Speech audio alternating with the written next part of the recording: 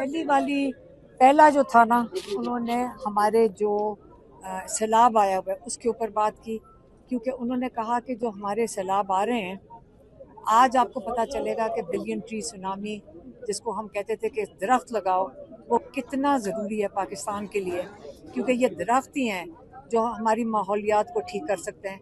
बल्कि उन्होंने ये कहा कि इसको जो 10 बिलियन ट्री सुनामी का भी अपडेट मिलना चाहिए, क्योंकि इमरान खान ने वो भी अनाउंस किया हुआ था मैं जेल में जाने से पहले कि 10 बिलियन की तरफ वो जा रहे थे 2022 में। 10 बिलियन का उन्होंने अपने लिए टारगेट सेट किया था।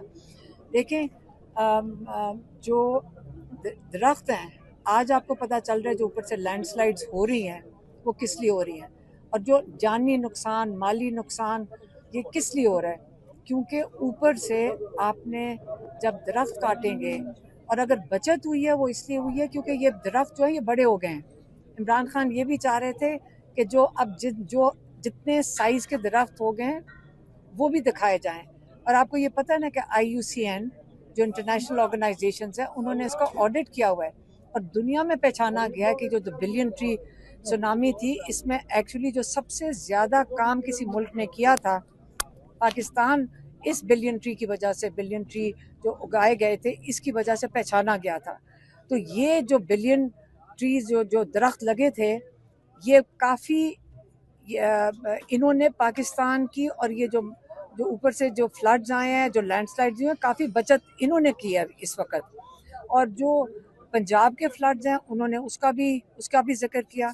उन्होंने ये भी कहा कि सब लोग जो सब बाहर निकलें मदद करने के लिए। वो तो मैंने भी कहा था कि देखें, हमने फ्लड्स में ये जो सैलाब पहले जब 2010 का आया था, बहुत बड़ा सैलाब था, उसके अंदर ये नहीं हो सकता कि सिर्फ पाकिस्तान के इदारे, चाहे फ़ौज हो, चाहे पुलिस हो, चाहे महकमे हो, ये अकेले नहीं कर सकते। हम सबको, तब भी सारे पाकिस्तानी निकले थे और उन्होंने अपना हिस्सा डाला था मदद करने में।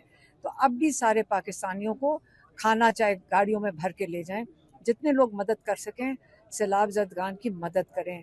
अपने अपने शहरों में जो नहीं डूबे हुए वो निकल के मदद करें। एक ये हो गया। दूसरा जो उनका पॉइंट था वो था अफ़गानिस्तान के ज़लज़ले के लिए।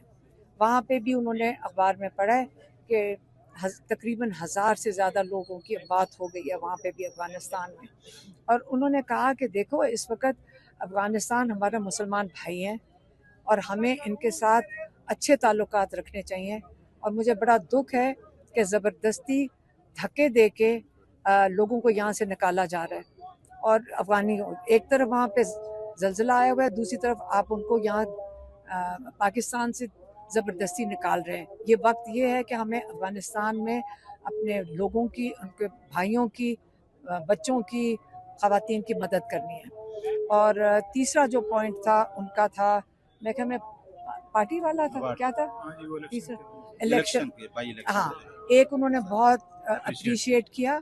उन्होंने अप्रिशिएट किया कि जिन लोगों ने अपनी सीटें उनके इमरान खान के हदायत पे उन्होंने छोड़ दी, और उन्होंने जो खड़े होने लगे थे उन्होंने खुद ही पीछे विड्रॉ कर लिए।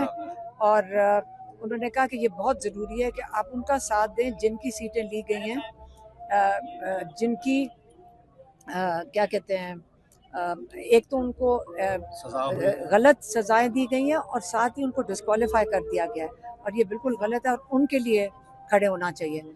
और जो कौमी और सेनेट में, हाँ, सबके लिए कहा है।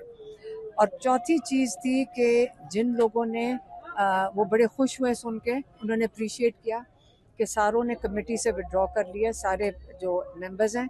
अब उनको पता चला है कि जो क्या स्पीकर है एयाज सादिक, वो उनके इस्तीफे कबूल नहीं कर रहा है। हाँ, तो इस पे उन्होंने कहा है कि ऐसे करो, जितनी मुराद जो मिलती हैं, साथ गाड़ियाँ और क्या चाबियाँ, वो दफ्तर, सारा कुछ इनको वापस कर दो। और उन्होंने ये भी अप्रिशिएट किया बैरिस्टर गौहर को कि उन्होंने स्पीच दी है जिसमें उन्होंने कहा कि हम बॉयकॉट करेंगे नेशनल असेंबली का सेशन, और जो इमरान खान ने कहा था कि इनकी असेंबली में ना बैठो और बाहर जाकर असेंबली लगाओ, उसको उन्होंने अप्रिशिएट किया। अच्छा, ये बताइएगा कि खान साहब ने कहा कि जो कमेटियां हैं उनसे इस्तीफे दे दें, जो प्रेशर क्रिएट करना था वो प्रेशर क्रिएट हो नहीं सका, इस्तीफे दिए गए, असम्बलियों से बाहर हो गए, खान साहब ने तो खुशी का इजहार कर दिया और वो प्रेशर क्रिएट नहीं हो सका। जरा इसके बारे में क्या कहा? देखिए एक और चीज़, और इमरान खान ने बड़ा सख्ती से फिर से पैगाम दिया है कि जो केपी के इलाकों में ये जो दहशत गर्दी के खिलाफ ये जो ऑपरेशन हो रहा है ये बंद होना चाहिए। पहले ही वहाँ पे सैलाब आया हुआ है और आप ये ऑपरेशन इसको बंद करें। इसके बहुत सख्त खिलाफ हैं और जो ड्रोन हमले हैं, चाहे वो पाकिस्तान के अंदर हो रहे हों, चाहे अफगानिस्तान जो कह रहे हैं कि हमारे हो रहे हैं, वो ये बंद होने चाहिए। और उन्होंने फिर से हदायत भेजी है कि ये बिल्कुल ऑपरेशन बंद, हर हालत में उन्होंने हुक्म दिया है कि इसको बंद करें। यही और इस पे और सॉरी ये बता रहे हैं कि और हुकूमत उसके ऊपर स्टैंड ले कि हमने यहाँ ऑपरेशन नहीं होने अली अमीर गंडापुर ने कल एक बड़ा अहम बयान दिया है कालाबाग डैम के ऊपर, खान साहब को बताया तो उन्होंने क्या कहा? मुझे नहीं पता। एहतजाजी तहरीक का कोई उन्होंने बताया? इस वक्त सैलाब आया हुआ है, इस वक्त देखिए इमरान खान कैद तन्हाई में, शुक्र है उनको अखबार मिल रहा है, लेकिन आप क्या चाह रहे हैं कि इमरान खान क्या तहरीक का इस वक्त बताएं? इस वक्त पाकिस्तान में सैलाब आया हुआ है, अफगानिस्तान में जल्जला आया हुआ है। बच्चे कब आ रहे हैं? कोई हुई बात खान साहब की, उनसे बच्चों से बात कराएगी? बच्चों की नहीं, बच्चे अब एम्बेसी में जाकर वो भी एम्बेसी में जाएंगे क्योंकि उनको वीज़ा नहीं दिया जा रहा। उन्होंने ब्रिटिश पासपोर्ट पे वीज़ा लगाना है।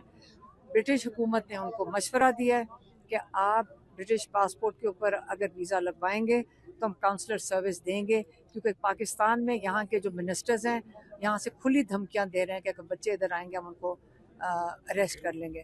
और इसलिए अगर वो कहते हैं जी अगर कोई गलत काम किया तो यहाँ मुझे बता दें किस किस ने गलत काम किया है जिसकी वजह से लोग अरेस्ट हो गए। आज आपकी मुलाकात नहीं हुई, क्या इरादा है यहीं बैठने का या वापस घर जाने का इरादा है? नहीं, अगर हम यहाँ आकर बैठे हम तब तक बैठेंगे जब तक ये लाठी चार्ज नहीं करते। तो इसका मतलब है कि आप लाठी चार्ज करेंगे तब यहाँ से जाएंगे? नहीं तो लाठी चार्ज करना क्यों, ये हमारा मुल्क है, हम जहाँ मर्जी बैठे। मतलब क्या मतलब है? ये रेड जोन है, हम कोके के ऊपर बैठे हुए हैं, दरख्त है उसके नीचे बैठे हैं। ये कोई सरकारी जगह भी नहीं है, नहीं ये प्राइवेट जगह है। अदालती हुक्म की जो इस तरह बेतुकीरी की जा रही है, आप लोगों को मुलाकात ये का बेटा एक किसके अदालती असर हुक्म इजाजतनामा है, उस बारे में आप क्या कहेंगी कि ये जी बताओ। ये जो अदालती हुक्म की बेतुकीरी कर रही है इस वक्त पंजाब हुकूमत, आप लोगों को मुलाकात नहीं करने दी जा रही अदालती हुक्म के बावजूद, उस बारे में वो क्या कहेंगे? इसलिए क्योंकि ये खौफजदा हैं, ये इमरान खान की आवाज़ से भी डरते हैं कि उसका एक छोटा सा पैगाम भी बाहर ना आ जाए। ये इनको 2 साल में ये सोचा था कि इमरान खान को जेल में डालेंगे तो लोग भूल जाएंगे ना इमरान खान को। अब मसला ये हो रहा है कि इमरान खान के लिए पूरा मुल्क क्या पूरी दुनिया खड़ी हो गई है और अब इतने खौफजदा हो गए हैं क्योंकि ये तो इनके पास तो 17 सीटें भी अब नहीं बची हैं। अगर वो 17 सीटें मिली थी वो भी नहीं बची। अब ये नून लीग भी डरी हुई है, जो वो और जो इस्टेब्लिशमेंट है वो भी डरी हुई है। नहीं तो ये जुल्म कौन करता है कि लोगों पर लाठी चार्ज कर दो और थोड़े से लोग भी बैठे हों तो उनके पीछे आप उनके ऊपर जुल्म करो। तो इसलिए अगर उन्होंने इमरान खान ने पिछली दफ़ा क्या पैगाम दिया था, उन्होंने, क्योंकि आपको पता है नौरीन न्याजी के बेटे को 10 साल मिलिट्री जेल से कैद हुई है। डॉक्टर उज़्मा और मेरे ऊपर कितने केसेस हैं, मेरे ऊपर अरेस्ट वारंट्स हैं, मेरे दोनों बेटों को भी उठा लिया। लेकिन इमरान खान ने कहा मेरी सारी फैमिली को अगर उठा लें मैं फिर भी इनके जुल्म के आगे नहीं झुकूंगा और अपने मौक़िफ़ पे कायम हूँ। मैडम, खान साहब की सेहत के हवाले से कल मतीउल्लाह जान ने बहुत अहम इंकशाफात किए। मेरी बात सुने। तो आज गौहर साहब जब जेल से बाहर आए तो उनका कहना था कि इस तरह की कोई, देखिए मेरी बात सुने, मुझे ये बताएं कि ये जो सारे लोग हैं इनको कहाँ से इंफॉर्मेशन मिल रही है? एजेंसी दे रही होगी ना, क्योंकि और अंदर तो कोई भी नहीं है, या पुलिस दे रही होगी या एजेंसी, और ये सब झूठ है। हम भी गए हैं ट्यूसडे को, बिल्कुल ठीक थे। एक आंख में उन्होंने कहा था थोड़ा सा ब्लर होता है तो उसका चेकअप हुआ है, उसके लिए उनका एक जो रीडिंग ग्लासेस है उसका एक, और पढ़ते वक्त उसका एक नंबर तब्दील हुआ है ये, और उन्होंने आई ड्रॉप्स दिए हैं क्योंकि स्ट्रेन पड़ रहा था, क्योंकि वो किताबें पढ़ते हैं, उसका स्ट्रेन था, उसकी वजह से नंबर उसका तब्दील किया डॉक्टर ने, वो जो आई स्पेशलिस्ट, और एक आई ड्रॉप्स दिए बस, और माशाल्लाह बिल्कुल सेहत ठीक थी। और हमने बैरिस्टर गौहर को और ज़हीर अब्बास को कहा, आप जब मीडिया के सामने जाएं, आप गवाह के तौर पे बताएं कि इमरान खान की सेहत कैसी थी। माशाल्लाह बिल्कुल ठीक है, उनकी सेहत बहुत अच्छी है।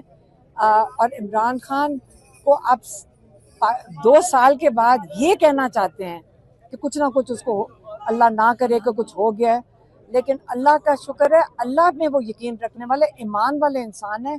इनको सॉलिटरी कन्फाइनमेंट में डाल दिया इमरान खान को, लेकिन एक मजबूत ईमान वाला इंसान शख्सियत हो तो वो ये भी टाइम गुजार लेते हैं।